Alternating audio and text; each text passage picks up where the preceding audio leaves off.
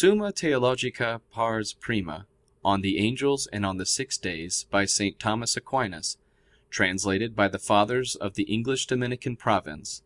Question 63. The malice of the angels with regard to sin, in 9 articles. In the next place we must consider how angels became evil. First of all with regard to the evil of fault, and secondly as to the evil of punishment. Under the first heading there are 9 points for consideration. 1. Can there be evil of fault in the angels? 2. What kind of sins can be in them? 3. What did the angels seek in sinning? 4. Supposing that some became evil by a sin of their own choosing, are any of them naturally evil? 5. Supposing that it is not so, could any one of them become evil in the first instant of his creation by an act of his own will? 6. Supposing that he did not, was there any interval between his creation and fall? 7. Was the highest of them who fell absolutely the highest among the angels? 8. Was the sin of the foremost angel the cause of the others sinning? 9. Did as many sin as remained steadfast? First Article 1, Question 63, Article 1. Whether the evil of fault can be in the angels. Objection 1. It would seem that there can be no evil of fault in the angels, for there can be no evil except in things which are in potentiality, as is said by the Philosopher, Metaphysics 9, text 19. Because the subject of privation is a being in potentiality, but the angels have not being in potentiality, since they are subsisting forms. Therefore there can be no evil in them. Objection 2. Further, the angels are higher than the heavenly bodies, but philosophers say that there cannot be evil in the heavenly bodies. Therefore neither can there be in the angels. Objection 3. Further, what is natural to a thing is always in it. But it is natural for the angels to be moved by the movement of love towards God. Therefore such love cannot be withdrawn from them, but in loving God they do not sin. Consequently the angels cannot sin. Objection 4. Further, desire is only of what is good or apparently good. Now for the angels there can be no apparent good, which is not a true good, because in them either there can be no error at all, or at least not before guilt. Therefore the angels can desire only what is truly good, but no one sins by desiring what is truly good. Consequently, the angel does not sin by desire. On the contrary, it is said, Job 4:18, "In his angels he found wickedness." I answer that, an angel, or any other rational creature considered in his own nature, can sin. And to whatever creature it belongs not to sin, such creature has it as a gift of grace, and not from the condition of nature. The reason of this is, because sinning is nothing else than a deviation from that rectitude which an act ought to have, whether we speak of sin in nature, art, or morals. That act alone, the rule of which is the very virtue of the agent, can never fall short of rectitude. Were the craftsman's hand the rule itself engraving, he could not engrave the wood otherwise than rightly. But if the rightness of engraving be judged by another rule, then the engraving may be right or faulty. Now the divine will is the sole rule of God's act, because it is not referred to any higher end. But every created will has rectitude of act so far only as it is regulated according to the divine will, to which the last end is to be referred, as every desire of a subordinate ought to be regulated by the will of his superior. For instance, the soldier's will, according to the will of his commanding officer. Thus, only in the divine will can there be no sin, whereas there can be sin in the will of every creature, considering the condition of its nature. Reply Objection 1. In the angels there is no potentiality to natural existence, yet there is potentiality in their intellective part, as regards their being inclined to this or the other object. In this respect there can be evil in them. Reply Obj. 2. The heavenly bodies have none but a natural operation. Therefore, as there can be no evil of corruption in their nature, so neither can there be evil of disorder in their natural action. But besides their natural action, there is the action of free will in the angels, by reason of which evil may be in them. Reply Obj. 3. It is natural for the angel to turn to God by the movement of love, according as God is the principle of his natural being. But for him to turn to God as the object of supernatural beatitude comes of infused love, from which he could be turned away by sinning. Reply Obj. 4. Mortal sin occurs in two ways in the act of free will. First, when something evil is chosen, as man sins by choosing adultery, which is evil of itself. Such sin always comes of ignorance or error. Otherwise, what is evil would never be chosen as good. The adulterer errs in the particular, choosing this delight of an inordinate act as something good to be performed now, from the inclination of passion or of habit, even though he does not err in his universal judgment, but retains a right opinion in this respect. In this way there can be no sin in the angel, because there are no passions in the angels to fetter reason or intellect, as is manifest from what has been said above, Q. 59, Article 4. Nor again could any habit inclining to sin precede their first sin. In another way, sin comes of free will by choosing something good in itself, but not according to proper measure or rule, so that the defect which induces sin is only on the part of the choice which is not properly regulated, but not on the part of the thing chosen, as if one were to pray without heeding the order established by the Church. Such a sin does not presuppose ignorance, but merely absence of consideration of the things which ought to be considered. In this way the angel sinned, by seeking his own good from his own free will, insubordinately to the rule of the divine will. Second Article 1, Question 63, Article 2. Whether only the sin of pride and envy can exist in an angel? Objection 1. It would seem that there can be other sins in the angels besides those of pride and envy, because whosoever can delight in any kind of sin can fall into the sin itself. But the demons delight even in the obscenities of carnal sins, as Augustine says, The City of God 14:3. Therefore there can also be carnal sins in the demons. Objection 2. Further, as pride and envy are spiritual sins, so are sloth, avarice, and anger. But spiritual sins are concerned with the spirit, just as carnal sins are with the flesh. Therefore not only can there be pride and envy in the angels, but likewise sloth and avarice. Objection 3. Further, according to Gregory, Moral Poems 31, many vices spring from pride, and in like manner from envy. But if the cause is granted, the effect follows. If therefore there can be pride and envy in the angels, for the same reason there can likewise be other vices in them. On the contrary, Augustine says, The City of God 14:3, that the devil, quote, is not a fornicator, nor a drunkard, nor anything of the like sort, yet he is proud and envious.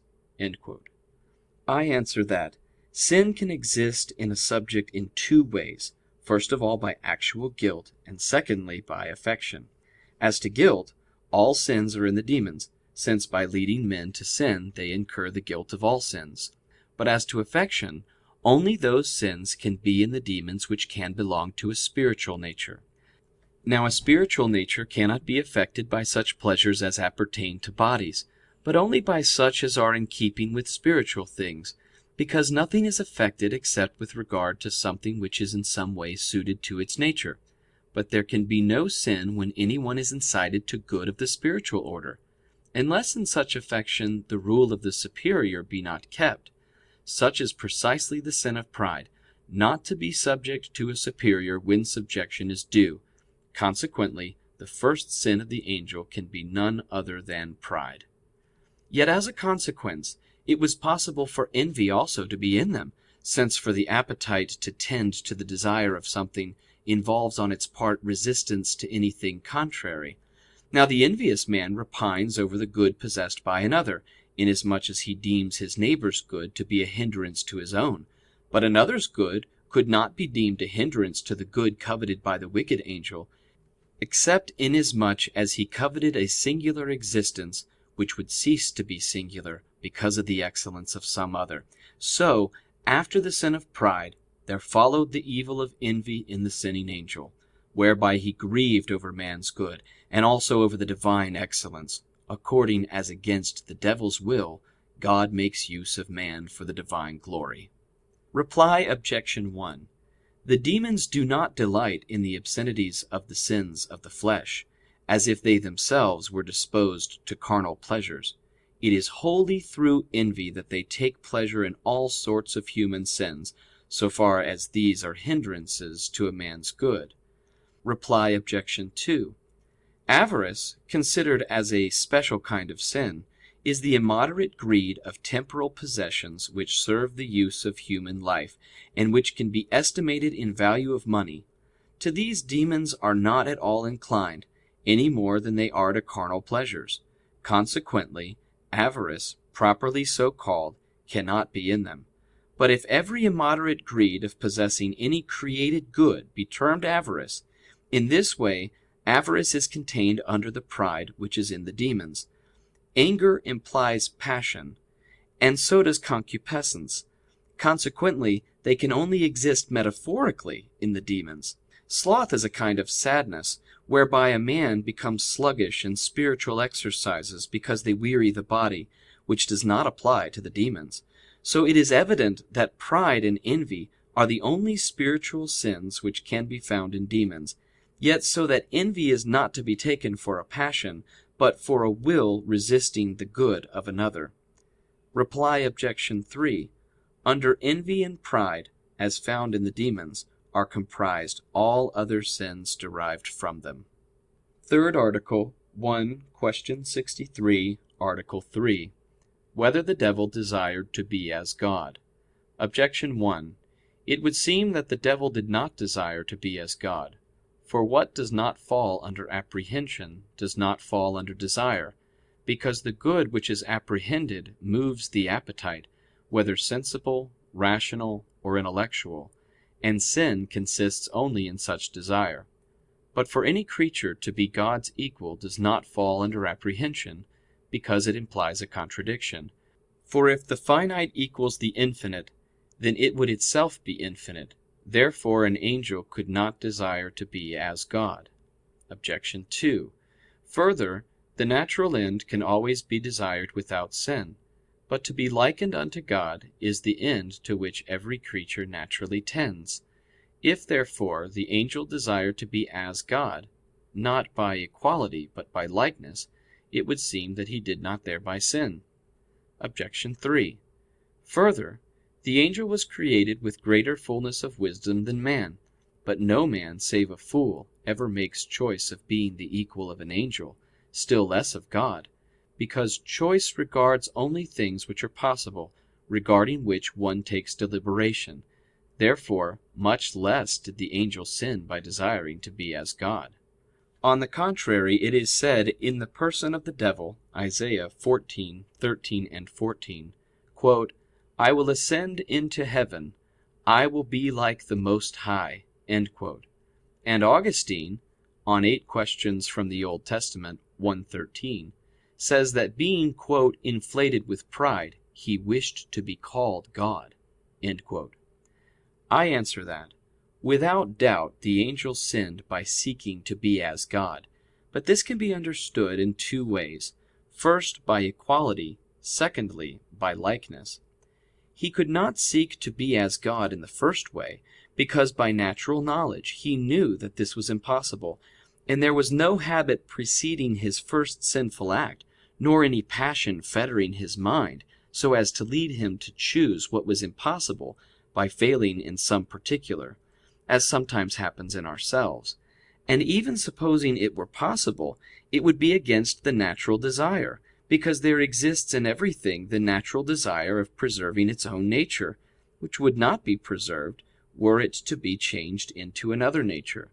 Consequently, no creature of a lower order can ever covet the grade of a higher nature, just as an ass does not desire to be a horse, for were it to be so upraised, it would cease to be itself.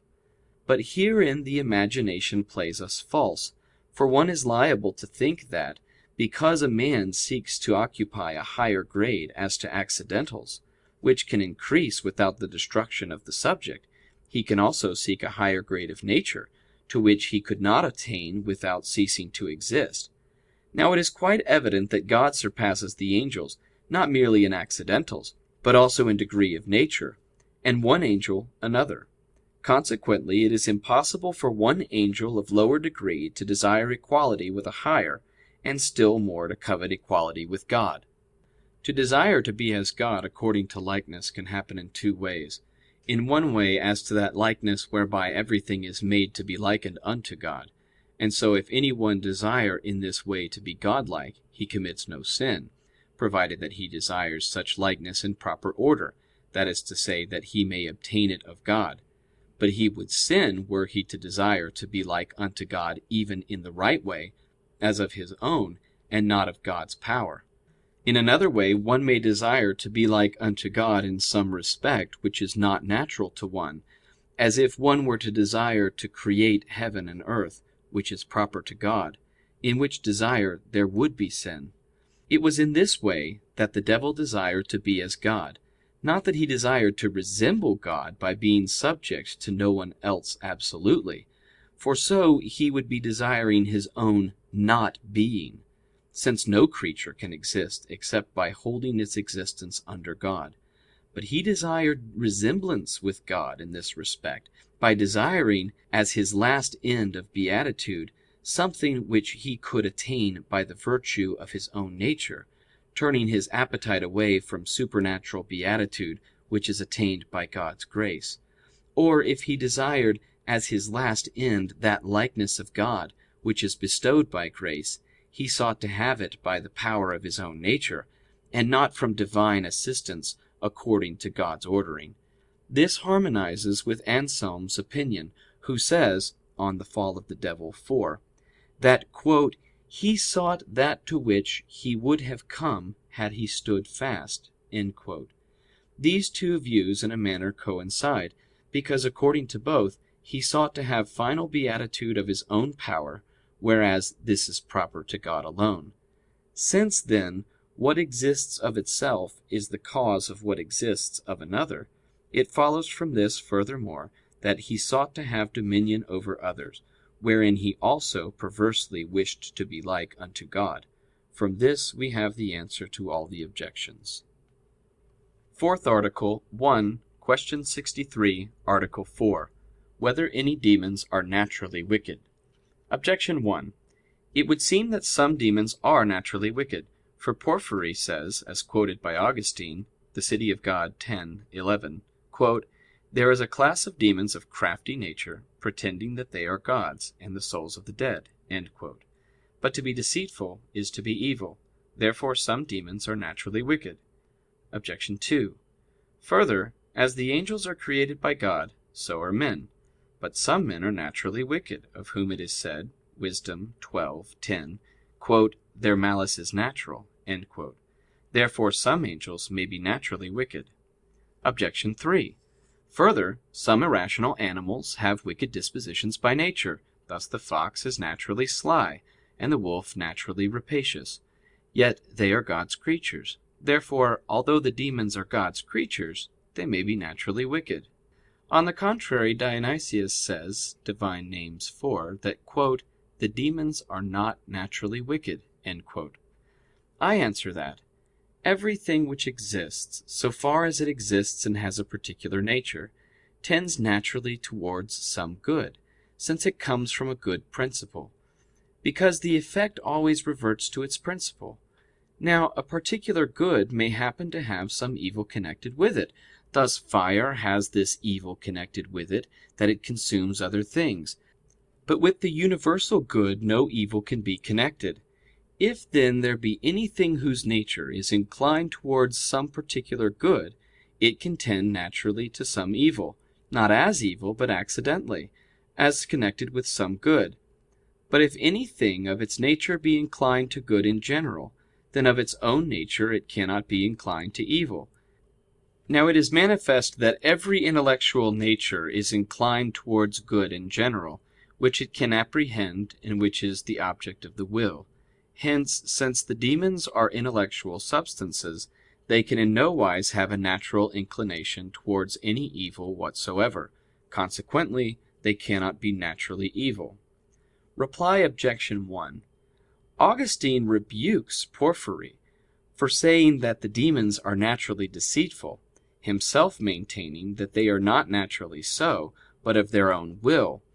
Now the reason why Porphyry held that they are naturally deceitful was that, as he contended, demons are animals with a sensitive nature. Now the sensitive nature is inclined towards some particular good, with which evil may be connected.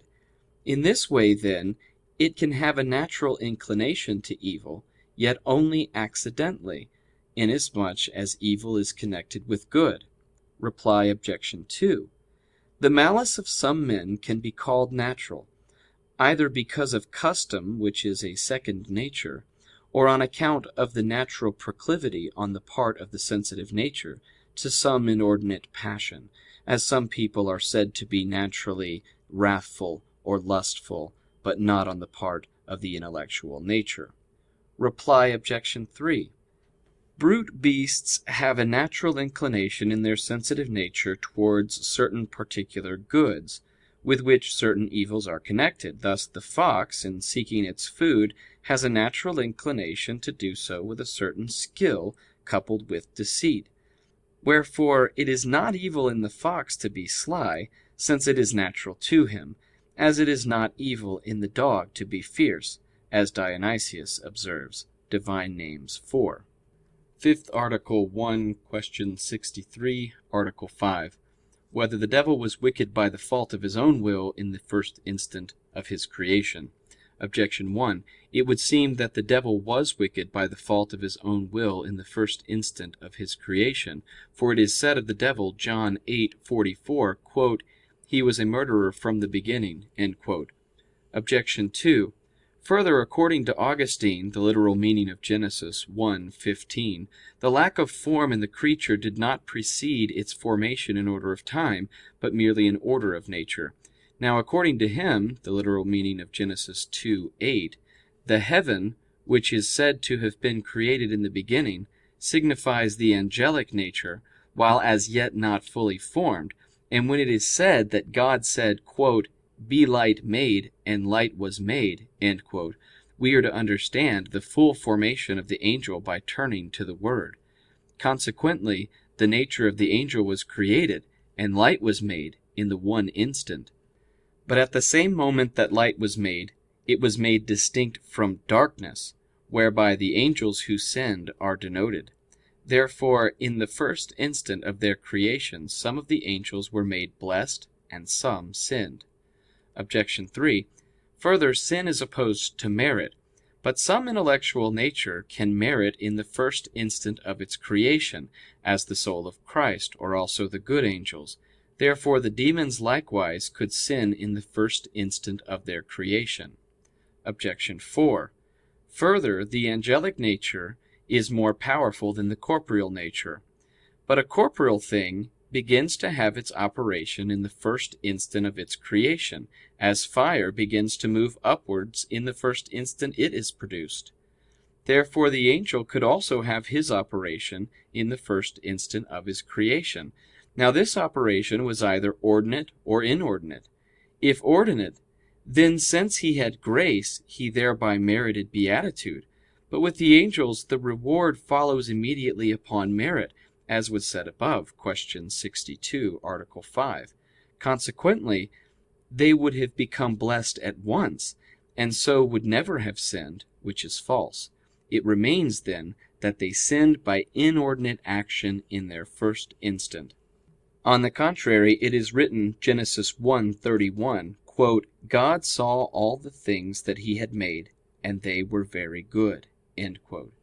But among them were also the demons. Therefore the demons were at some time good.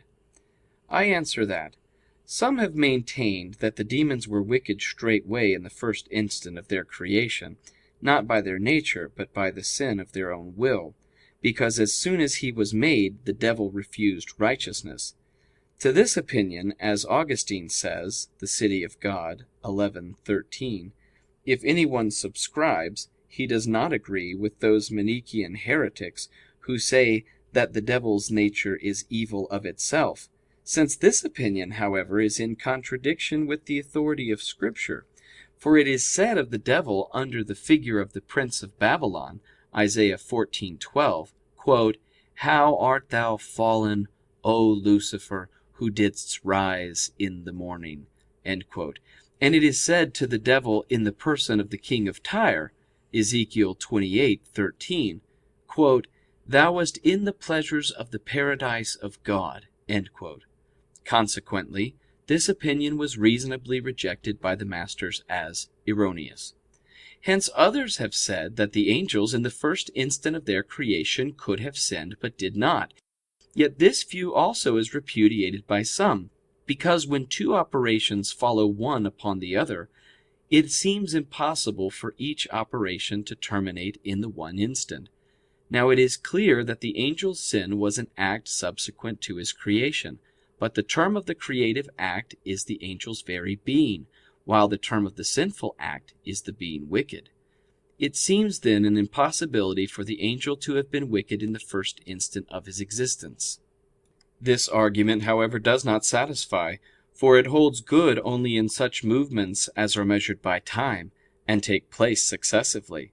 Thus, if local movement allows a change, then the change and the local movement cannot be terminated in the same instant. But if the changes are instantaneous, then all at once and in the same instant there can be a term to the first and the second change. Thus, in the same instant in which the moon is lit up by the sun, the atmosphere is lit up by the moon. Now, it is manifest that creation is instantaneous. So also is the movement of free will in the angels, for, as has been already stated, they have no occasion for comparison or discursive reasoning. Question 58, Article 3. Consequently, there is nothing to hinder the term of creation and of free will from existing in the same instant. We must therefore reply that, on the contrary, it was impossible for the angel to sin in the first instant by an inordinate act of free will. For although a thing can begin to act in the first instant of its experience, nevertheless that operation which begins with the existence comes of the agent from which it drew its nature, just as upward movement in fire comes of its productive cause. Therefore, if there be anything which derives its nature from a defective cause, which can be the cause of a defective action, it can in the first instance of its existence have a defective operation, just as the leg, which is defective from birth through a defect in the principle of generation, begins at once to limp. But the agent which brought the angels into existence, namely God, cannot be the cause of sin.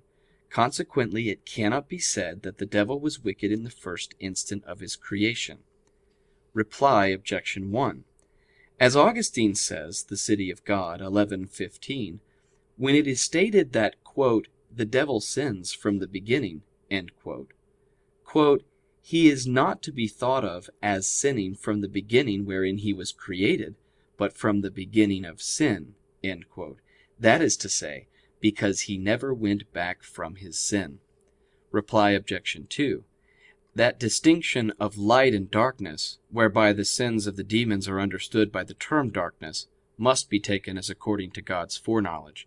Hence Augustine says, The City of God, 11:15, that "he alone could discern light and darkness, who also could foreknow, before they fell, those who would fall." Reply Obj. 3.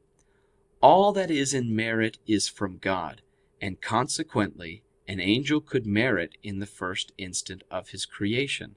The same reason does not hold good of sin, as has been said. Reply Obj. 4. God did not distinguish between the angels before the turning away of some of them and the turning of others to himself, as Augustine says, The City of God, 11:15. Therefore, as all were created in grace, all merited in their first instant, but some of them at once placed an impediment to their beatitude, thereby destroying their preceding merit and consequently they were deprived of the beatitude which they had merited. Sixth Article. 1. Question 63, Article 6. Whether there was any interval between the creation and the fall of the angel. Objection 1. It would seem that there was some interval between the angel's creation and his fall, for it is said, Ezekiel 28:15, "Thou didst walk perfect." Vulgate, "Thou hast walked in the midst of the stones of fire, thou wast perfect," in thy ways from the day of thy creation until iniquity was found in thee. But since walking is continuous movement, it requires an interval. Therefore there was some interval between the devil's creation and his fall. Objection 2. Further, Origen says, First Homily about Ezekiel, that "the serpent of old did not from the first walk upon his breast and belly," which refers to his sin. Therefore the devil did not sin at once after the first instant of his creation. Objection 3. Further, capability of sinning is common alike to man and angel. But there was some delay between man's formation and his sin. Therefore, for the like reason, there was some interval between the devil's formation and his sin. Objection 4. Further, the instant wherein the devil sinned was distinct from the instant wherein he was created. But there is a middle time between every two instants. Therefore, there was an interval between his creation and his fall. On the contrary, it is said of the devil, John 8:44, "He stood not in the truth," and as Augustine says, The City of God 11:15, "We must understand this in the sense that he was in the truth, but did not remain in it." I answer that, there is a twofold opinion on this point, but the more probable one, which is also more in harmony with the teachings of the saints, is that the devil sinned at once after the first instant of his creation. This must be maintained if it be held that he elicited an act of free will in the first instant of his creation, and that he was created in grace, as we have said, Question 62, Article 3. For since the angels attain beatitude by one meritorious act, as was said above, Question 62, Article 5, if the devil, created in grace, merited in the first instant, he would at once have received beatitude after that first instant, if he had not placed an impediment by sinning. If, however, it be contended that the angel was not created in grace, or that he could not elicit an act of free will in the first instant, then there is nothing to prevent some interval being interposed between his creation and fall. Reply Objection 1. Sometimes in Holy Scripture spiritual instantaneous movements are represented by corporeal movements which are measured by time. In this way, by walking, we are to understand the movement of free will tending towards good. Reply Objection 2. Origen says, "The serpent of old did not from the first walk upon his breast and belly," because of the first instant in which he was not wicked. Reply Objection 3. An angel has an inflexible free will after once choosing. Consequently, if after the first instant, in which he had a natural movement to good, he had not at once placed a barrier to beatitude, he would have been confirmed in good. It is not so with man, and therefore the argument does not hold good. Reply Objection 4. It is true to say that there is a middle time between every two instants, so far as time is continuous, as it is proved Phys. 6, text 2. But in the angels, who are not subject to the heavenly movement, which is primarily measured by continuous time, time is taken to mean the succession of their mental acts, or of their affections. So the first instant in the angels is understood to respond to the operation of the angelic mind, whereby it introspects itself by its evening knowledge, because on the first day evening is mentioned, but not morning. This operation was good in them all, For such operations some of them were converted to the praise of the word by their morning knowledge, while others, absorbed in themselves, became night, "swelling up with pride," as Augustine says, the literal meaning of Genesis 4:24. Hence the first act was common to them all, but in their second they were separated. Consequently, they were all of them good in the first instant, but in the second the good were set apart from the wicked. Seventh Article. 1. Question 63, Article 7. Whether the highest angel among those who sinned was the highest of all? Objection 1. It would seem that the highest among the angels who sinned was not the highest of all. For it is stated, Ezekiel 28:14, "Thou wast a cherub stretched out and protecting, and I set thee in the holy mountain of God." Now the order of the cherubim is under the order of the seraphim, as Dionysius says, On the Heavenly Hierarchy 6:7. Therefore the highest angel among those who sinned was not the highest of all. Objection 2. Further, God made intellectual nature in order that it might attain to beatitude. If therefore the highest of the angels sinned, it follows that the divine ordinance was frustrated in the noblest creature, which is unfitting. Objection 3. Further, the more a subject is inclined towards anything, so much the less can it fall away from it. But the higher an angel is, so much the more is he inclined towards God. Therefore, so much the less can he turn away from God by sinning. And so it seems that the angel who sinned was not the highest of all, but one of the lower angels. On the contrary, Gregory, Homily 34 on the Gospels, says that the chief angel who sinned, "being set over all the hosts of angels, surpassed them in brightness, and was by comparison the most illustrious among them."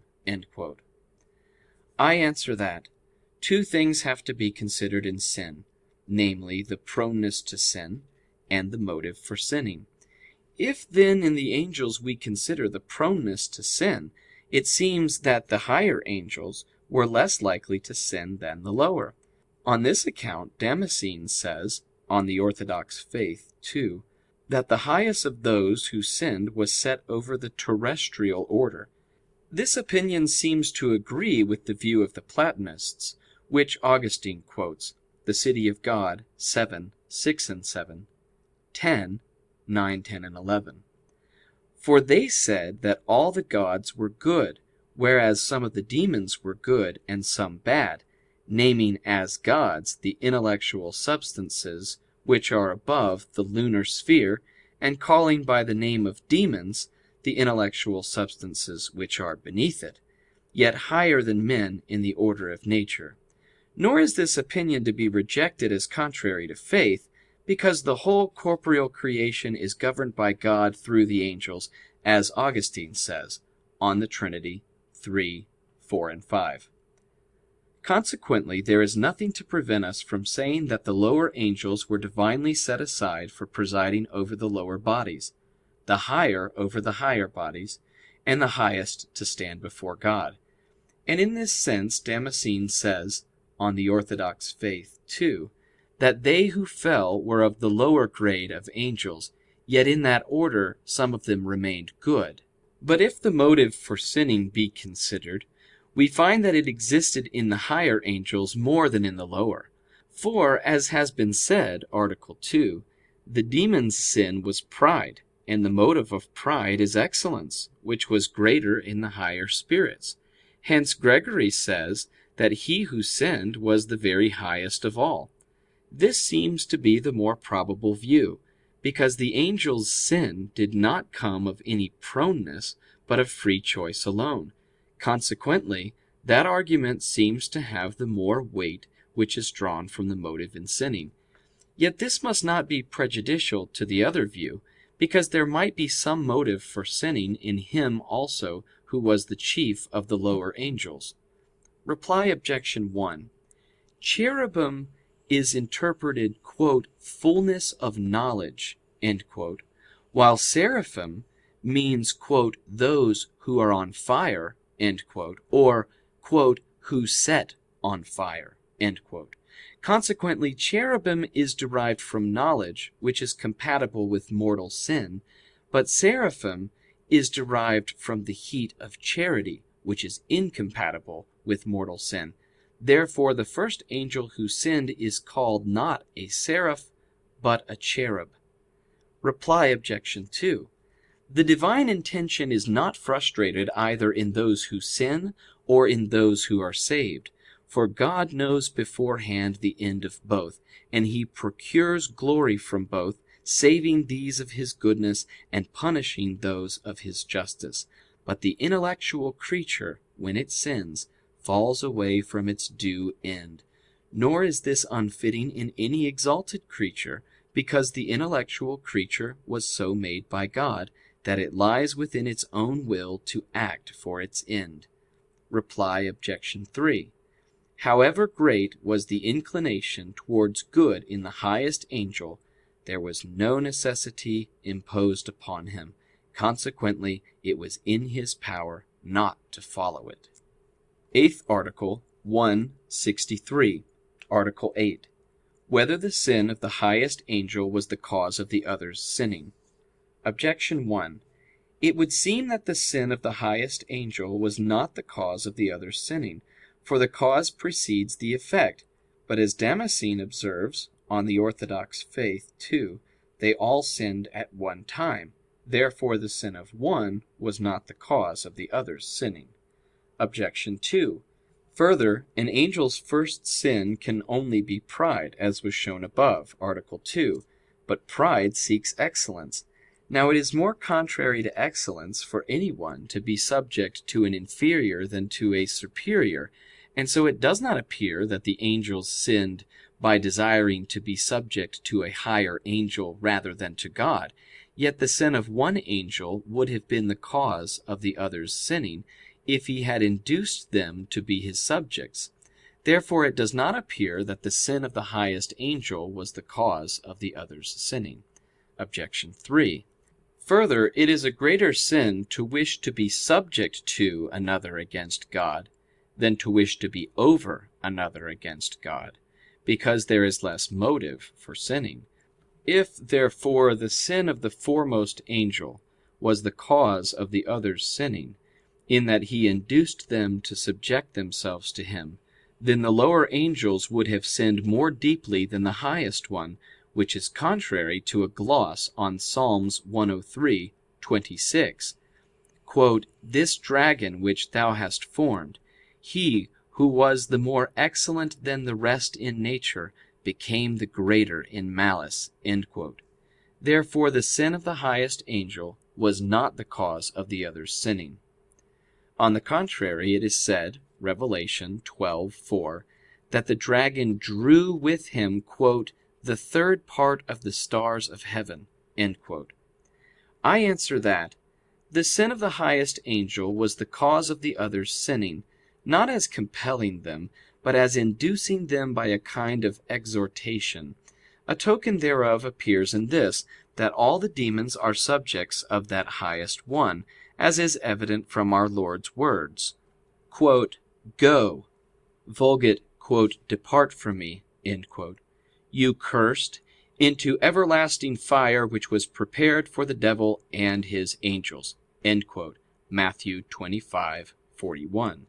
For the order of divine justice exacts that whosoever consents to another's evil suggestion shall be subjected to him in his punishment, according to 2 Peter 2:19, quote, "By whom a man is overcome, of the same also is he the slave." End quote.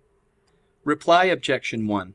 Although the demons all sinned in the one instant, yet the sin of one could be the cause of the rest sinning. For the angel needs no delay of time for choice, exhortation, or consent as man, who requires deliberation in order to choose and consent, and vocal speech in order to exhort, both of which are the work of time. And it is evident that even man begins to speak in the very instant when he takes thought, and in the last instant of speech another who catches his meaning can assent to what is said, as is especially evident with regard to primary concepts, "which every one accepts directly they are heard," Boethius on the Hebdomades. Taking away, then, the time for speech and deliberation which is required in us, in the same instant in which the highest angel expressed his affection by intelligible speech, it was possible for the others to consent thereto. Reply Obj. 2. Other things being equal, the proud would rather be subject to a superior than to an inferior. Yet he chooses rather to be subject to an inferior than to a superior, if he can procure an advantage under an inferior which he cannot under a superior.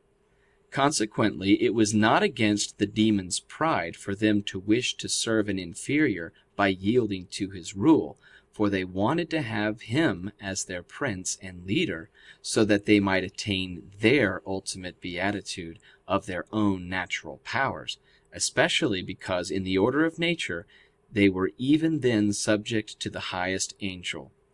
Reply Obj. 3. As was observed above, Q. 62, Article 6, an angel has nothing in him to retard his action, and with his whole might he is moved to whatsoever he is moved, be it good or bad. Consequently, since the highest angel had greater natural energy than the lower angels, he fell into sin with intenser energy, and therefore he became the greater in malice.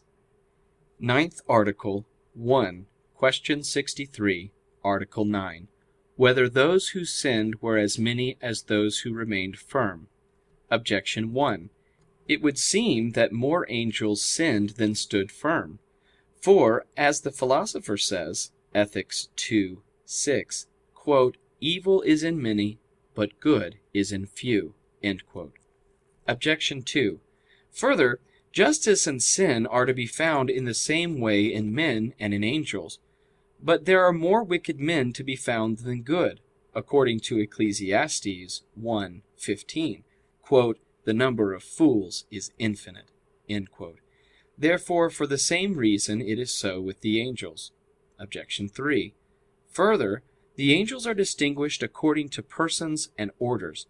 Therefore, if more angelic persons stood firm, it would appear that those who sinned were not from all the orders.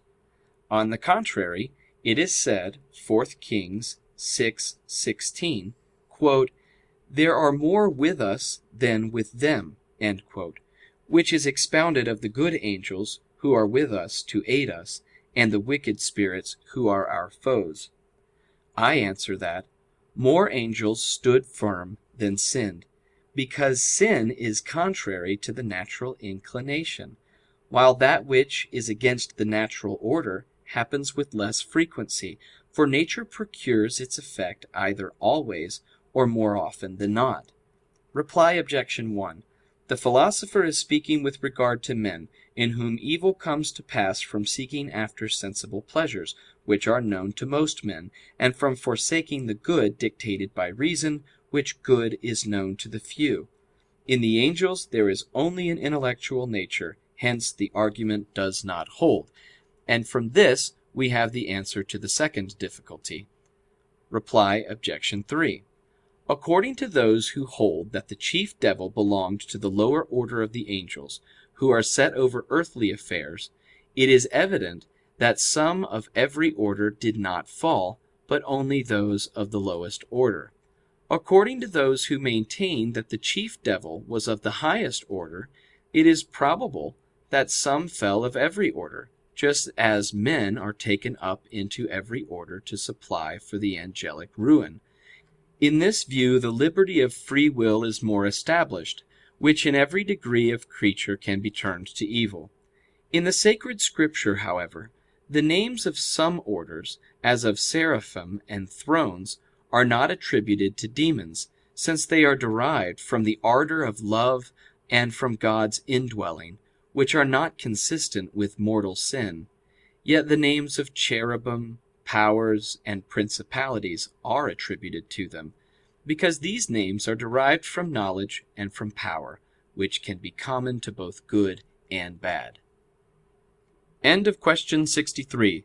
Recording by Tony Russell.